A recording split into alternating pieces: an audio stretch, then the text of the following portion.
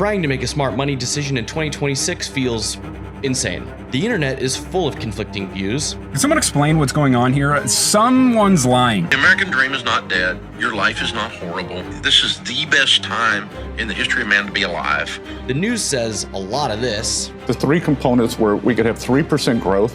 I think we might have been growing at 4 in February. And somehow you're supposed to figure out if buying a home is even a good idea anymore. No pressure. Which is exactly why we brought in mortgage experts, James and Travis. They're the mortgage dads, and we think they're the perfect duo to help explain the sometimes lengthy, definitely confusing, and ultimately rewarding home buying process.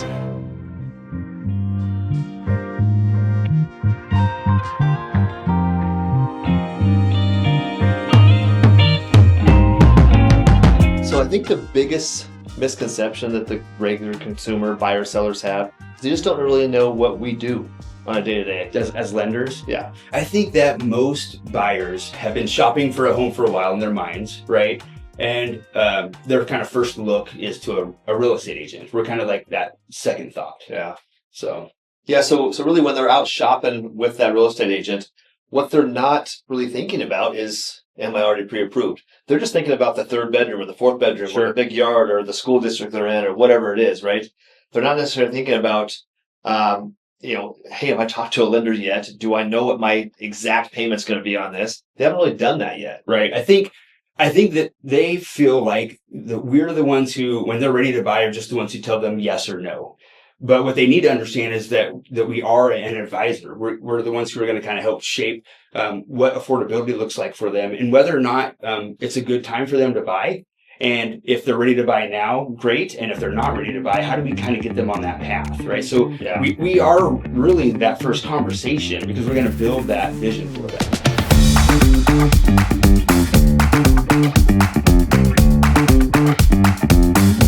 So you've been told that the first person that you should talk to is your lender, which is true. It is the first person that you should talk to. But there are some things that you should think about as you're getting ready to buy a home. And the great news is, this part doesn't involve any paperwork. Travis, can you help them understand what some of these things are that they should be thinking about as they're preparing for that home buying process? Yeah, there's lots of things. I think the first thing you should think about is how long do I plan on staying in this home? If you're going to be there for a long time, that's great. Is it the right school district you want to be in for when your kid, maybe you have younger children and once they become, school age ready, is that the school district you're going to want to be in? Factor that into your decisions. Really think about what your payment is, right? Is this payment going to make it kind of unbearable for us to be able to go out and do the family things we want to do? Every Friday night we want to do this. Every weekend we want to do this. Is this payment going to put a strain on that? That's a really important one. Some of the other ones is, we're buying a 2-bed, 1-bath right now, but we want to have another child next summer. Does that put a strain on this 2-bed, 1-bath? And does it make that home purchase kind of obsolete because we need something bigger really quick, right? So those are all similar things to think about. Does this particular purchase make it ready for us to move forward right now? The good thing is that you could have those conversations with your lender and we can help you talk through those. You can have those conversations with your real estate agent. They can help you talk through those. But that's why, again, it's important to go local.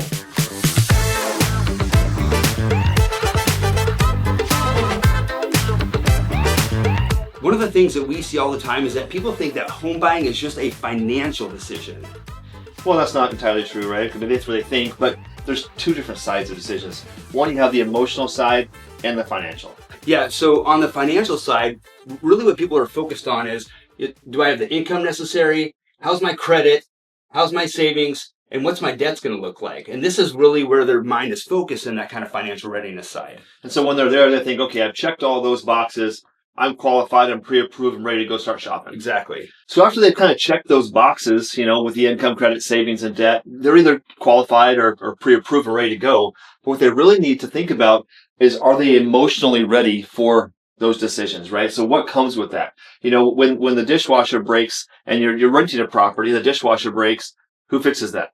Well, the landlord does. Landlord does. But if you're a homeowner, that's on me. That's on you, right? You're having to fix that. So there's lots of things you need to think about. So Are you emotionally ready? We know you're financially ready, but are you also emotionally ready? So are you ready for the responsibility to fix those items when they go out? The deferred maintenance on things. Are you ready to fix the roof in 5 years when that happens, when that goes out? The unexpected costs. The water heater now, goes belly up, and now you're having to fix that. That could be, $3,000 to $5,000. Do you have the funds to do that? And then the lifestyle shifts. Are you able to, if your payment does go up a little bit more than it was renting, does that take away your ability to go out and do the fun stuff you were doing as a family all the time? Right, correct. So really what we're looking for is, are you qualified financially? Are you ready emotionally to kind of take this next step, right? And so a lot of people will really just kind of get focused on, like we talked about before, this side here, and they both come together, right? So the things that we talk to people about on this kind of emotional side, we kind of nest that with also the positives that come with this stuff. Because yes, now you're taking on some responsibilities, some maintenance, some unexpected costs, maybe some temporary lifestyle shifts as you're kind of moving into a little bit higher payment than maybe what you're doing on renting. But also having that emotional awareness of the equity growth and kind of the wealth building mentality that these things bring to this next step you're taking in life. Yeah. So you mentioned the equity growth, which is a massive one, right? But also it's now your decision on what color you paint the house, what countertops you use, what carpet you do, what car you have parked in the yard. You don't have to abide by someone else's rules or regulations typically when you are, that you do when you're renting. Yep, absolutely. So again, the key with these buyers is really just having that conversation of not just financially qualified, but emotionally ready. You put those two things together and you've got yourself a good home buyer. That's why using a local loan officer you can come in and sit with, they will cover both of these things with you, as opposed to someone who's online that's only really just checking the box if you're financially qualified.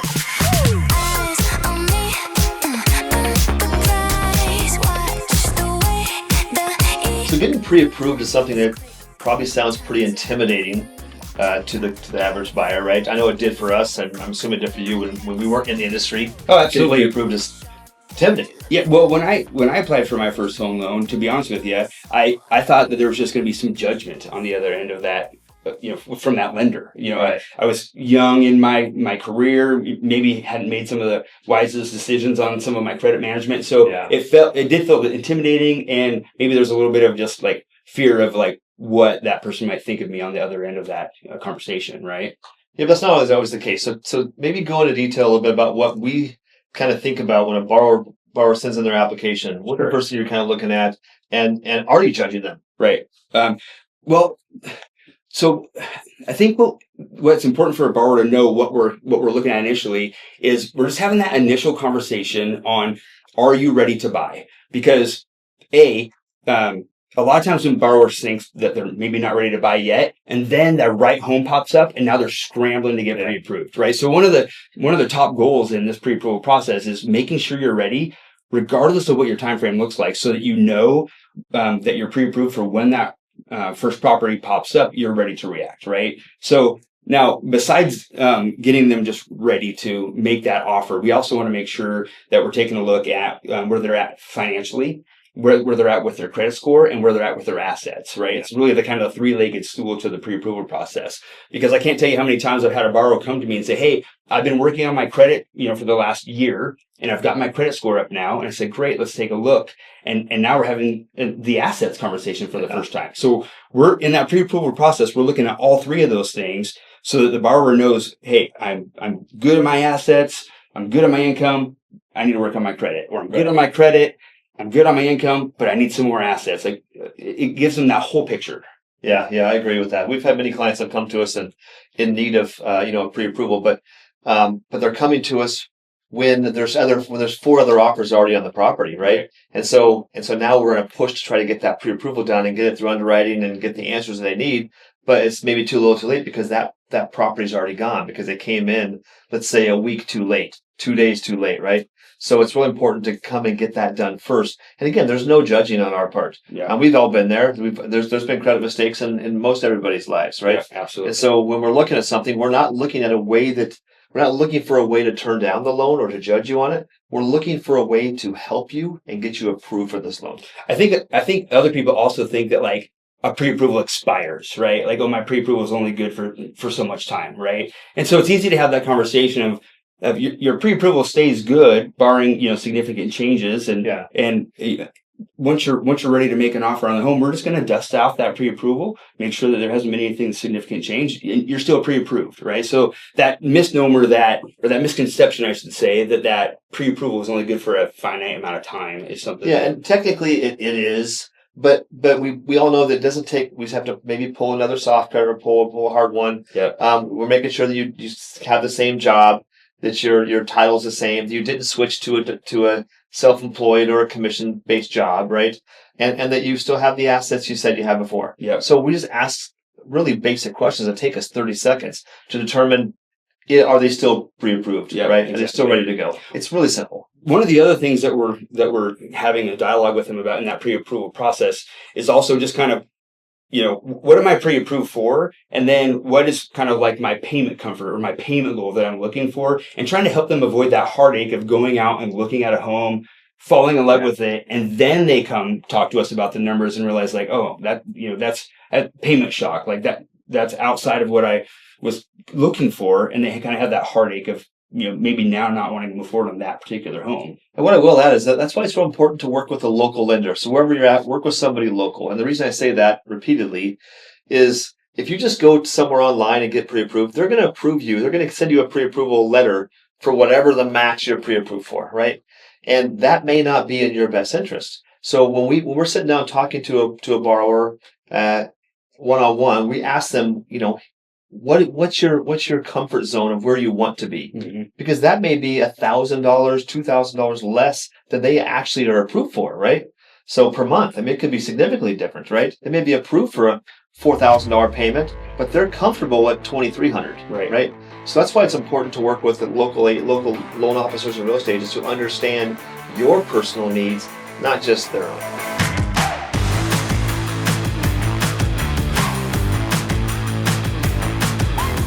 James, I think most buyers try to overcomplicate it, not on purpose, but they overcomplicate the buy-in process.